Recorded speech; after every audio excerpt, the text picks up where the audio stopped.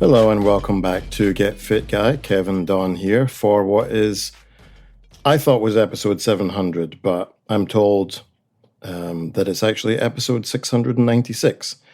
Very exciting times indeed, or at least they would be if I attached any meaning whatsoever to arbitrary numerical values. This week's episode is going to be about values, actually. I'm going to define values, explain value capture, and provide an example of value capture in fitness and why it could be problematic. So, what are values exactly? Well, values are fundamental beliefs that guide decision-making. Usually, they are ethical or moral in nature, the difference between ethics and morals being that ethics tend to be right versus wrong in a much larger set.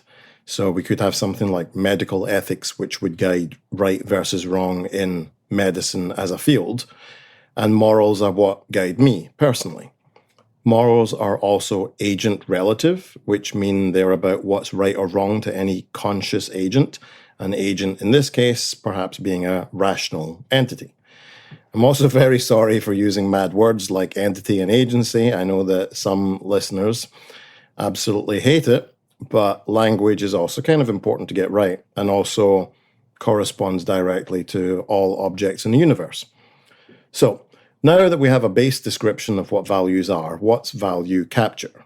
So this is a process of your values being captured or changed, or for your process of practical reasoning to become dominated by new metrics. Practical reasoning, for a quick example, would be something like, attaining goal G is important. Performing action A takes me closer to goal G, therefore I should perform action A. So, how does an external metric or an external force come to dominate my practical reasoning and capture my values? Well, usually it's when an agent has a very rich and textured set of values. External metrics, or we could say algorithms, come along and they remove all of that richness and texture and provide a much simpler articulation. A good example of this is the university rankings that are provided each year by the US World and News Report. And to explain this story, I have to go all the way back to 1983, when a struggling magazine, the US World and News Report, needed to do something drastic to sell a whole bunch of magazines and save themselves from bankruptcy. And after brainstorming, they decided that with college application time approaching, maybe they could leverage that, sell some magazines, by ranking the 1,800 colleges and universities in the United States. So, of course, they had to have some metrics or data sets that they would base this ranking on. And that was initially, they simply just wrote a letter to every single college president and said, hey, which university do you think is the best one? And in 1983, Stanford received the most votes. By 1988, they had a larger data set, including research papers that have been published by faculty, what's the average SAT score required for entry, GPA, and so on. Now, the problem with this was that colleges then began to focus solely on meeting the metrics in the ranking reports and not on their own institutional core values.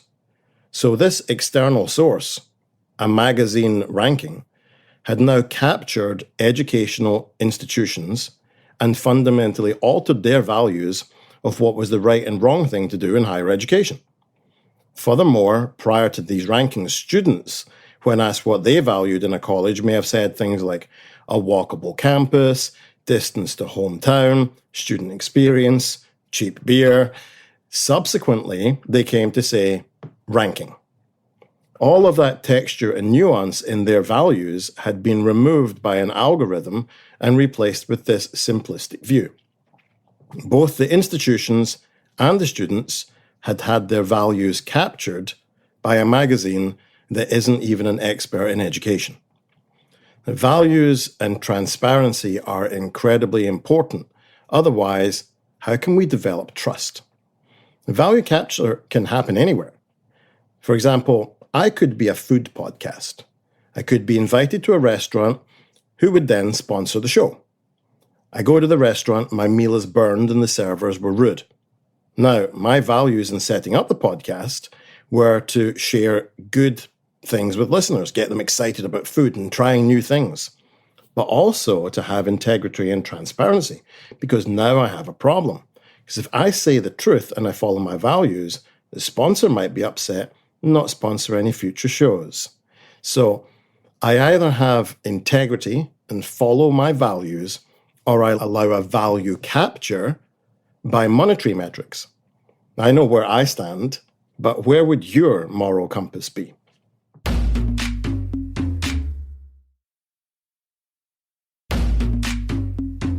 So that explains values, value capture, and hopefully given some good examples. So how does this relate to fitness? Well, it does, and it does so via what we call gamification. So wearable devices and even gym devices like treadmills are gamifying what's happening and reduce the nuance of your own values around fitness. I can't tell you what you should value in terms of fitness, but I can say that I believe values such as enjoyment, the social aspect, and the ability of a sport or exercise regime to enhance your lifestyle are higher order values than calorie count. And yet this is what sells magazines. Print media and online media are full of these hooks like top 10 exercises to burn calories, and then they'll rank exercises or sports by how many calories you burn in an hour. That's just losing all texture to your values. Media, in order to sell copies and get more click-through, have gamified all of this and captured your values. Enjoying something is way more rich as an experience than enduring it is. And now we have technology companies value capturing as well.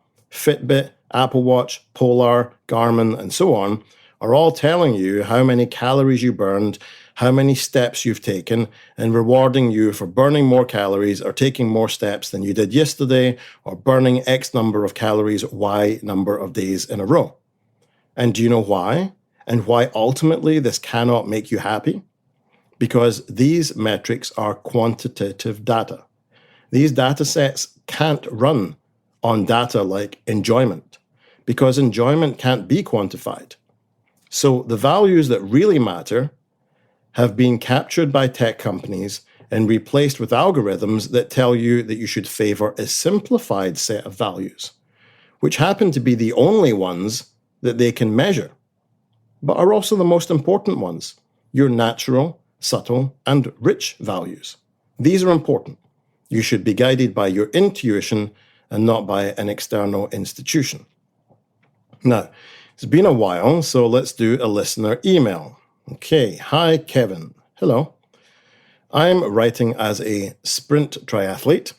I like to keep up training year-round and try to spend 6 to 10 hours a week training. Usually that means run, bike, or swim 5 to 6 days a week. I just finished my 4th race of the season, June to September. Other pertinent details, I'm a woman in my early 50s, and during a race, I go quite hard for little over an hour and a half. During a race, my heart rate is at or over max pretty much the whole time. I have no idea how I manage it since I never hit those levels for sustained periods in my training, except maybe a small percentage of a single session or if I'm doing HIIT. I'll just think out loud here, which is, why are you doing HIIT if you're training for a 90-minute competition? All right, aside from being tired and famished after a race, I have mild to moderate soreness the next day, and then it usually goes away. But I definitely find that even when the soreness is gone, any attempt to start training again is unpleasant because it's as if all the power, strength, and speed have left me. For days after a race, if I attempt anything strenuous at all, I can't get anywhere near my usual output and requires a lot more recovery than it normally would. In sum, I feel and am pretty weak post-race. This lasts for a week or two, even though I don't feel sore. All this is to ask the question, how do I know when I've recovered adequately to get back to doing my disciplines? Should I be taking a full week or two off, a month off? I also worry about damaging my heart, arteries, or lungs as well, and have no idea how to tell if I'm overdoing it and should take a longer recovery period, and also what to do in that recovery period. Okay. So I've just realized, because I write these out, that I didn't really answer the last paragraph. So I will email you, dear listener, and get to the last bit. But in the meantime, here you go. Hi, Rachel. Thank you for the email. So the real answer to your question probably won't take you by surprise as a regular listener, but you will know when you're fully recovered from competitive exertions if you have your individual biomarkers of physical exertion measured. So let's talk a little bit about epistemology, or the study of knowledge, and how we know what we know, because why wouldn't I sneak some philosophy in here? So there are two types of knowledge, really, or things that we can know about the world, a priori and a posteriori. And for my number one fan out there that emails me and leaves reviews to say I'm smarter than all the listeners, that's why I use Latin or Greek terms. No doubt you'll be loving my intellectual ego massage today, because that's not just one big word, but two. I'll have to go for a lie down after this. I feel so superior. A priori knowledge is that which we know without experience, and a posteriori knowledge requires experience. So an example of knowledge we could know without experience would be all bald men have no hair. You can work that out analytically. You don't need to go out and check all bald men to make sure they have no hair. And the other type of knowledge is a posteriori knowledge, which requires our experience to make inferences. Since humans are moving through life experiencing the world around us, we only really have a posteriori interactions, and this whole question is one. So you require some experiential data, is what I'm trying to say. But within that data set, none of it would ever be true knowledge, because it would always be inferred. But we can still look to minimize error, and that looks like testing. So let's say I go to judo and I get a sore back afterwards. Me saying my back is sore is much less powerful than me going and having an MRI that confirms that there was tissue damage, right? So in the case of your question, blood work to look at biomarkers would still fall on the side of a posteriori knowledge, but would be an awful lot more compelling than feelings or sensations. So biomarkers you would look at would be cortisol levels, creatine kinase, creatinine, EGFR, and CRP. And I might do another show in the near future on what all of those are, but I'm kind of limited by word count today. So if you were to go have bloods done at the doctor post-race, they will know exactly what those are and what the appropriate ranges should be. I'd love to say to everyone listening that you will know when you are fully recovered from any exertion when you wake up in the morning full of vim and vigor. But by now you'll know that I don't come on here to lie to people. And, could it be that you'll know when you're recovered, when you go out and nail a training day? Well, maybe. But you could also walk down the road, see a car accident, and lift a car off of a victim. But that doesn't mean that you're ready to go to the World Powerlifting Championships. There are so many variables in mood, desire, impetus, and values that anything less than biomarkers would just be total guesswork. And frankly, even those are contingent anyway. So there you go. If you have any questions or just want to say hi, please email me. It's getfitguy@quickanddirtytips.com.